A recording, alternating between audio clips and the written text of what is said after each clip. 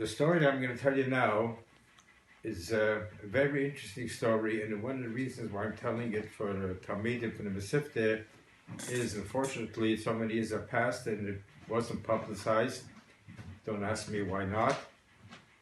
And since the ones who collaborate, took part in it, and unfortunately are in Olam Ha'emes, they passed away. So I'll try to give all the particulars, all the protim of the story.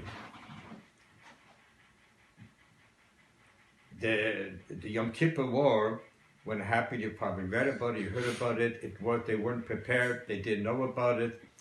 And before the Israeli army, it was on Yom Kippur, they had to schlep guys from Shul with a Talei Saman into the trucks to take him on to a tank, and an hour later there were tank shooting. But since they were all prepared, the Arab states, and the Israelis weren't, so the bottom line was that after a day or two, the way they all announced it in the newspapers and the radio and all that, the road from the battlefield till Tel Aviv was open for the Egyptian army. And the fact was that was true. And the Korbanos, unfortunately, those who got killed, the Jewish soldiers, went into the thousands. That was more than all the wars that happened before, which happened only in a day or two. That's what we were told. I had one brother, unfortunately he passed away. In our family, there's only the two of us, me with my brother. My brother, at the age of 20, around that, he decided that he's going to go live in Israel. And I was left in Montreal. I was the only one in Montreal by my parents.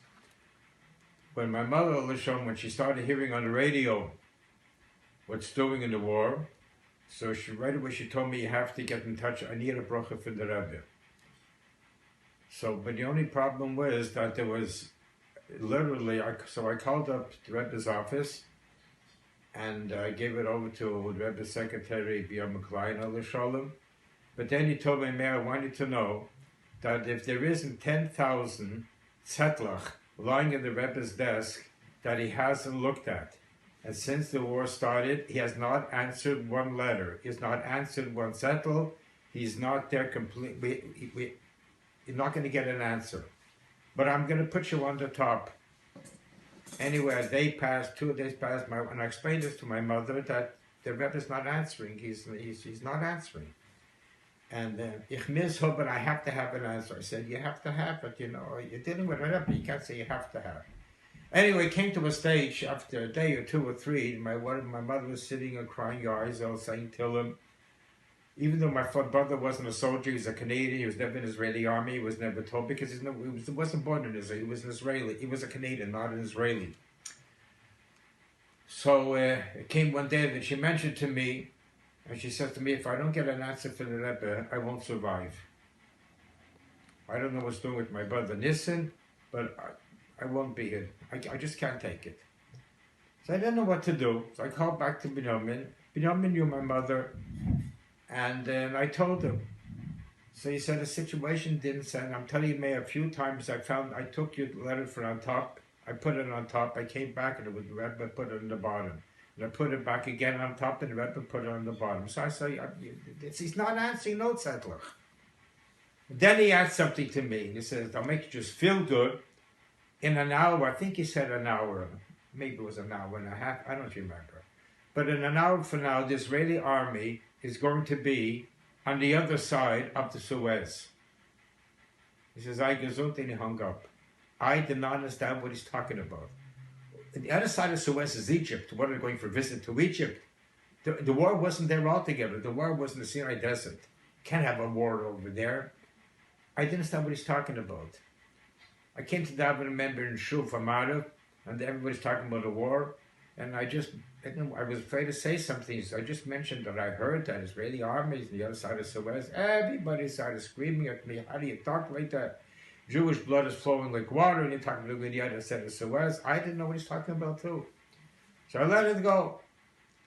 About 48 hours later, it came on the radio, probably television all over, that Arik Sharon took his commando soldiers, I think there was 300, They crossed the Suez. I remember they said they encircled the Third Army, whatever that means, and the Egyptians gave up. It's the end of the war.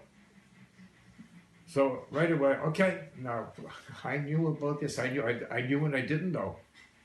To make the story short, I went to New York. I go every year to Simchas Torah. Shana Rabbe, before the Rebbe gave Lekach, I think that's what it was.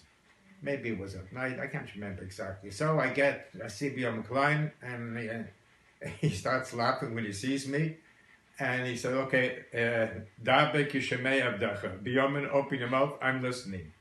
He said, I want you to know you're the only one that I told this to, because you called me up, Mabish, in the right time.